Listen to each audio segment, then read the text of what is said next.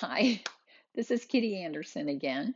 I am a board certified menopause coach, and I'm here to talk today about the confusion, the crazy confusion around low thyroid hormones.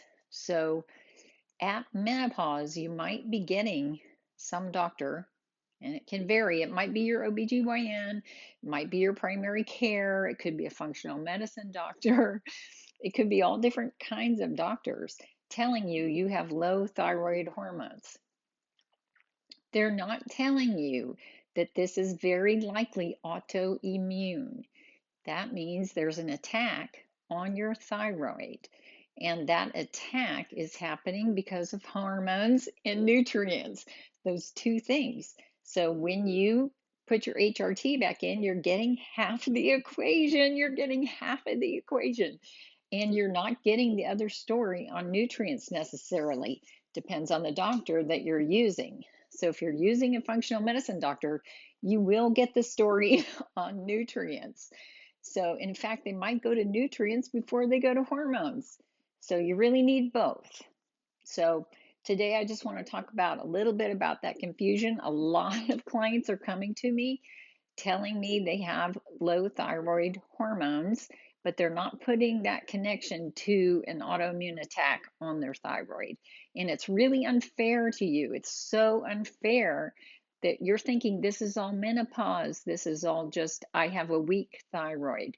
You're not being, it's not being explained to you if you strengthen your immune system that your thyroid can perform better, and that also some of the symptoms are not related to the thyroid. They're related to leaky gut, right? So they're related to some of the other issues. And so I will start kind of very broad and generally so that you can understand kind of what might be happening to you right now, and then move into a few of the details of action steps that you can take to address the autoimmune side of things. You're already working on the menopause side of things often. You guys are good about getting that HRT. It's been great to have clients the last few weeks who are all working on HRT and getting some. They're getting some and they're feeling the difference and they're like connecting the dots. And it's super exciting for me. But the one missing piece that they're not really sure about is that there is an autoimmune driver, that a weakened immune system is actually driving the thyroid piece of this. So let me get into the details. I hope this is really helpful for you. Okay, let's go.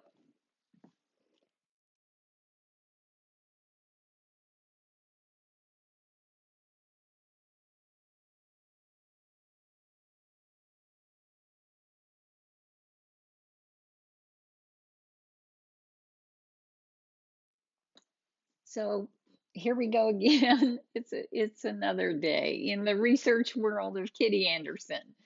Okay, so cheers. Here we go. A little warm water.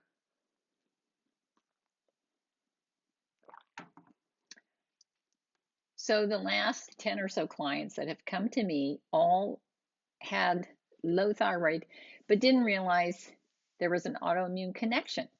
And in fact, probably their doctor did not do autoantibody testing, right? So anybody who's aware of autoimmune, 140 autoimmune diseases knows that a lot of times we'll measure the disease activity by measuring something in the blood called autoantibodies. And when these are high, you've got a big attack on your thyroid. And when they're low, you've calmed it all down and you're having less autoimmune type symptoms. So I logged in today to do research on thyroid and menopause. And guess what? They throw out the thyroid patients. They don't do thyroid and menopause together. So it's I found the 2020 research paper that says nobody is measuring sex hormones and thyroid hormones and the interaction between the two. I mean, we know from way back when we were doing oral HRT and doing oral thyroid hormones that those two would interact, and there would be some issues with trying to balance your HRT and do that at the same time. but they ignore us. They discard us in humanity. Humanity discards us, and there aren't enough research dollars to get this kind of well understood or get it in front of the doctors. So they are looking at these two issues as totally separate issues. And so you might get your low thyroid diagnosis totally independent of your menopause diagnosis, but they're both based on the strength of your hormone levels. They're both based on the strength of your nutrients. So your symptoms actually overlap. They overlap. So things like hair loss, you'll notice hair loss on low thyroid, you'll notice hair loss on the menopause list. Pain, you'll notice that on low thyroid and you'll see it on the menopause list, right? You'll see the loss of the eyebrows, the edges of the eyebrows. You'll see that on low thyroid and you'll see that on the menopause list. So you'll see low libido on low thyroid. You'll see that on the menopause list as well, right? You'll see fatigue, massive fatigue on the low thyroid list, and you'll see fatigue on the menopause list. So a lot of women will just add in the HRT and not get diagnosed on the thyroid piece. So they're limping along at half of the impact, right? Because they still need the thyroid dose. They need adding thyroid hormones for one, and then they need to calm down that autoimmune attack in order to calm down those symptoms. So we've got all these overlapping symptoms, and you might be doing the HRT piece thinking this should all go away. This should go away. But you have not been diagnosed with the low thyroid hormones, or in some cases, high thyroid hormones, right? So the same autoimmune attack can cause palpitations and anxiety. We know that happens also on the menopause list. So once again, you've got to be addressing these things with nutrients and thyroid hormones. And on the menopause side, you're going to be addressing it with HRT. So it sounds like a lot. It sounds like polypharmacy, and it probably is freaking you out. If you've never had to take a medicine before, you're probably saying, oh, what is going on? My body is entirely falling apart. I will say that you will feel a difference with a high enough dose HRT, even if you don't address the nutrients and hormones on the thyroid side. But you're not going to feel optimal until you get them both together. You want to get both together. So there's some tricks for working on the autoimmune side. All of my other videos address the tricks for working on the HRT side. And then for those of you who are diagnosed with low thyroid, stay tuned. I'm going to go into some of the things you can do that will really affect the autoimmune attack. Okay, so let's go there now. All right.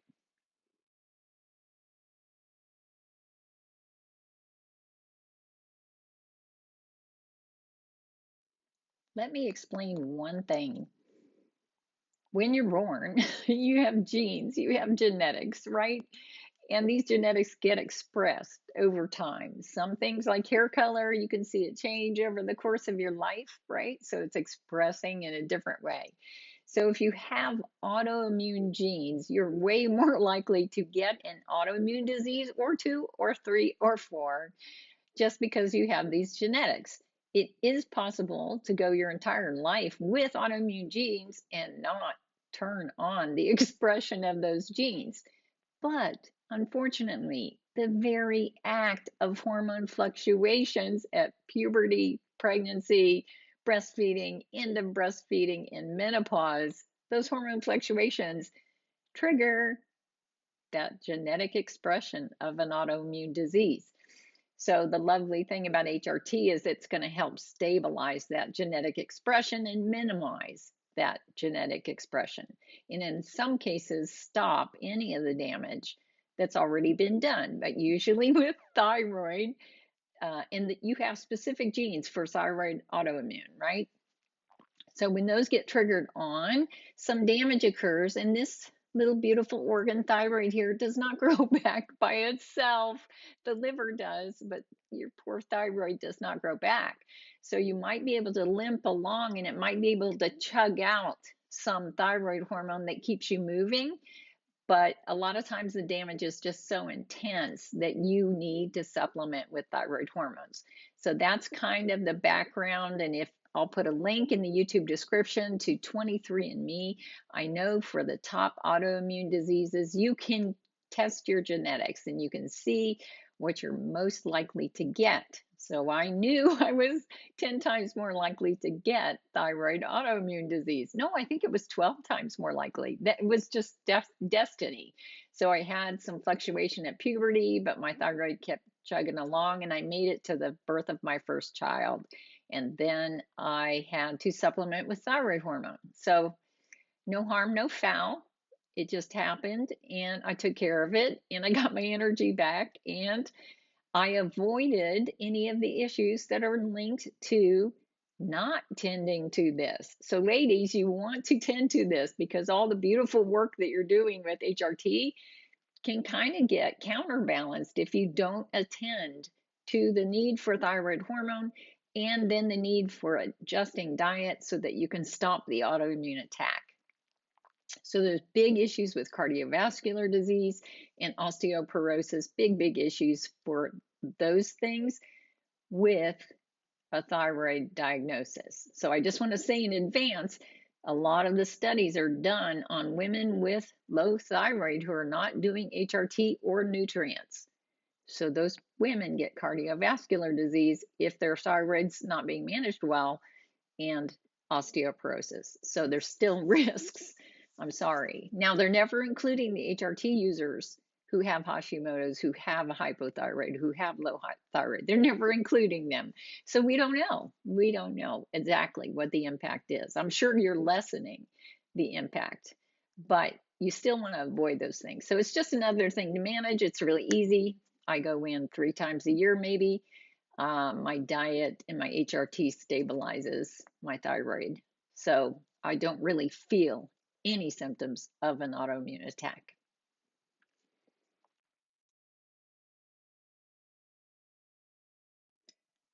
Thyroid testing. This is how you find out you have low thyroid. So um, there's different approaches to thyroid testing, but the universal approach is called a TSH test. So thyroid stimulating hormone comes from your brain, yells at your thyroid, make hormone, make hormone, make hormone. And if your thyroid's not functioning enough, it keeps yelling, right? Because that's the feedback loop. It's going to keep yelling. So that's the master test is TSH. And then you'll see a lot of functional medicine folks will do a thyroid panel. So they will actually do looking at the different thyroid hormones, T3, T4, reverse T3, some of those things. Now, I've been able to manage all these years without doing any of that full panel of testing because I have an autoimmune diet that is eliminating my symptoms. So I don't have any of those issues with reverse T3 and any of those other things. You'll find that once the diet is fixed, once you experiment, this is your experiment, it's a 30-day experiment. Once you play with that and you see what it's boosting, you'll feel the normalcy return. You'll be like, oh, I don't need a functional medicine doctor anymore because guess what? The diet and the HRT is really doing the whole package. It's putting it all together. Now I have a few other things that I still add, and I'll put my treatment plan at the end of this so you can see what the difference is. So the focus, the foundation of everything is thyroid hormones and HRT and diet. That's the package. So don't get confused if your doctor is not testing this full thyroid panel. I will say that one thing that was kind of helpful for me was testing the thyroid antibodies. And there's a couple different kinds. There's like an anti-TSH. If you're showing hyperthyroid, there's a anti-TPO and an anti-TG. And so those 3 things can also be tested, and you can see the amount of the attack. So you can see if there's a very high intense attack with high autoantibodies, and you can also see as you're adding HRT and nutrients, you can see those antibodies reduce. So you can see the attack diminish. You do this if it motivates you. If you need a marker to motivate you on your diet experiment or your HRT experiment, then go ahead and do that. Tell your doctor you want those. I always tell my doctor, do this test. And he's cool. He's cool. He knows roughly what it does, and it doesn't matter. I will pay for it outside of insurance if I need to. If I need it to motivate me, then I do it. And once I hit normal levels of autoantibodies, I stop testing forever because I'm going by symptoms. The symptoms are the only thing that matters. So if I have high energy and no fatigue, then hey, I've got that thyroid issue managed. I've got the autoimmune managed. Okay.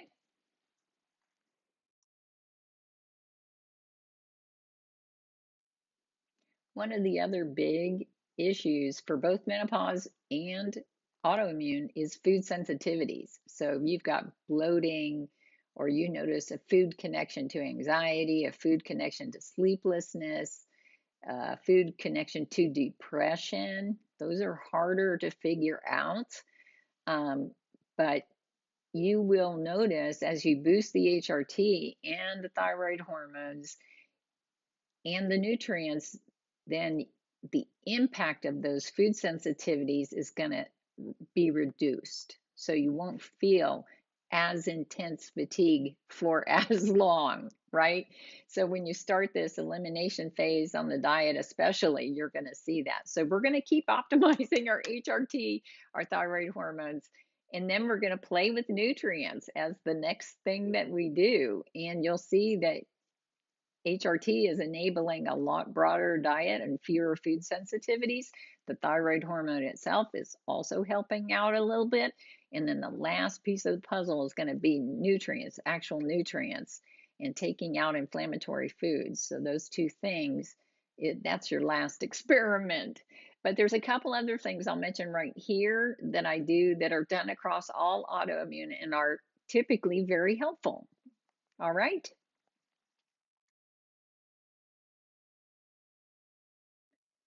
You can see that I've done a few videos, and I'll put a link in the YouTube description to my videos on low dose naltrexone. This is used across all 140 autoimmune diseases, across cancer, and is even being tested against infections like COVID-19. So this is a broad impact, broad impact. It is boosting your own body's endorphins, which are natural hormones that are natural that could be suppressed because you are menopausal, could be suppressed because you have autoimmune. So what we're going to do, this will strengthen your immune system. Low dose naltrexone works for 80% of the people that try it. It is non-toxic. There are few non-toxic drugs. HRT is non-toxic, thyroid hormone's non-toxic, low dose naltrexone's non-toxic. Stanford Pain Clinic says we love low dose naltrexone. A lot of the gentlemen researchers following COVID-19 for the last 2 years said we love low dose naltrexone. It is a strategic drug. It is a beautiful drug, is what they said. So this will boost endorphins, which will boost healing in your body. It will boost your mood. You will feel a boost in mood. It energizes or deepens your sleep for most of the people that take it. And you know what sleep does for your life. It's so awesome. You can see my video on sleep, which is multifactorial. So sleep is evasive. So this is one of those things that when they dropped my HRT by half, I had to add low dose naltrexone. I had to have it, right? Because my whole systems, I could tell I was just wonky. It was crazy. So now that I'm boosted my HRT, there's less of a need for low dose naltrexone, but I still feel a difference on the days I don't have it. So I went ahead, I will go ahead and add it to my list of things to do. It's non-toxic. I do it for about $5 a month. I make my own. I take a 50 milligram tablet, stick it in 50 mLs of water, and I take 3 mLs every day with water, and I feel a difference. And this is the rule of thumb for everything that you try. Do you feel a difference? That's why I share with you the symptoms list, because we want to see impact on that symptoms list. We want you at 100%. That's what we want. So low dose naltrexone, very handy.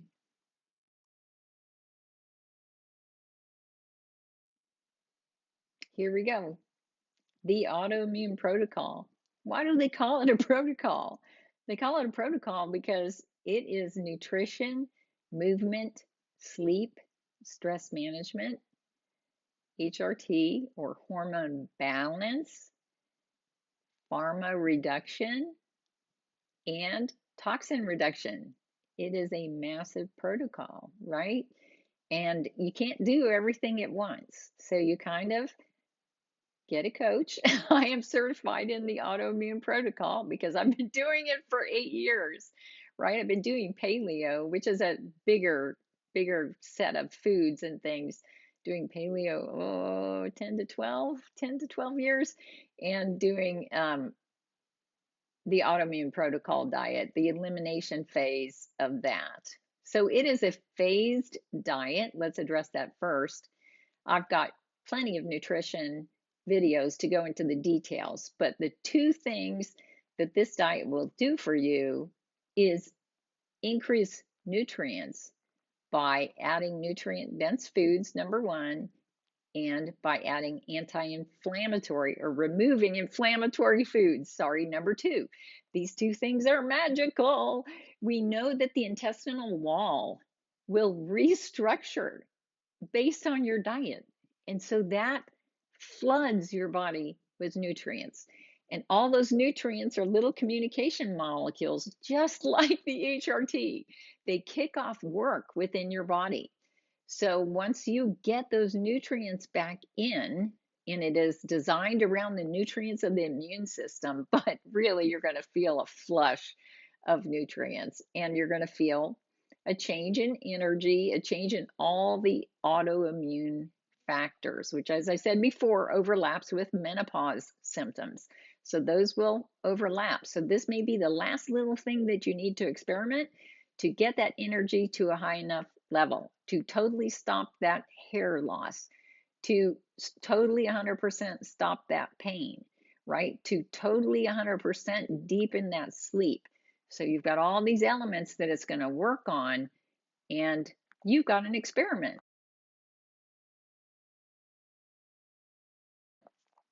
At the very beginning, you're going to eliminate foods and add nutrient dense foods for at least 30 days.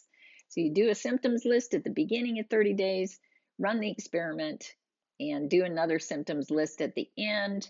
And if the intensity of your symptoms has changed, you know that the diet is working for you. Then after that, you're going to broaden out the diet and add foods back in one at a time. And if it is causing an immune stimulating reaction or some type of symptoms, you're going to feel it. It's going to be strong enough because you boosted the immune system. So it's going to be strong enough that you'll say, oh, that darn gluten, it is a problem. I had a little piece of gluten and I was out for the night. I was fatigued, just came over me like a wave. It came over me like a wave. I have the same problem if I use corn, but non-organic. I can have like organic popcorn and I'm fine, but there's something about non-organic that is a problem.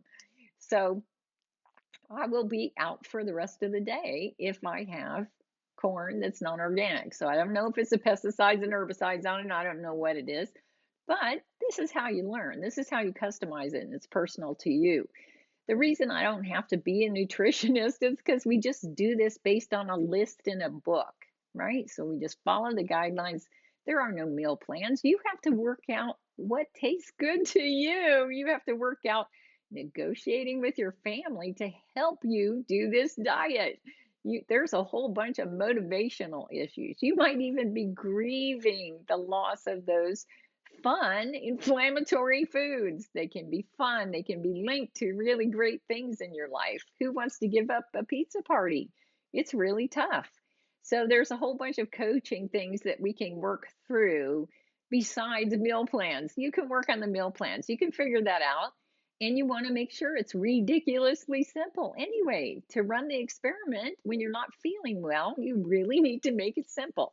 So those are my guidelines on nutrition. I have a training for you. If you come to a coaching session, I will make available to you a training on autoimmune. So this is 100 slides that gives you the science behind autoimmune recovery, right? So this is all valid for women of reproductive age, but it is also, we run the same way. We get the HRT in there, and then we're ready to have the same kind of results. So I'm going to link to the YouTube description to a study that showed 73% remission in 6 weeks on the AIP diet for women with intestinal issues, special kinds, but autoimmune intestinal issues. So it's working. It's working. They said better than drugs for autoimmune. Better.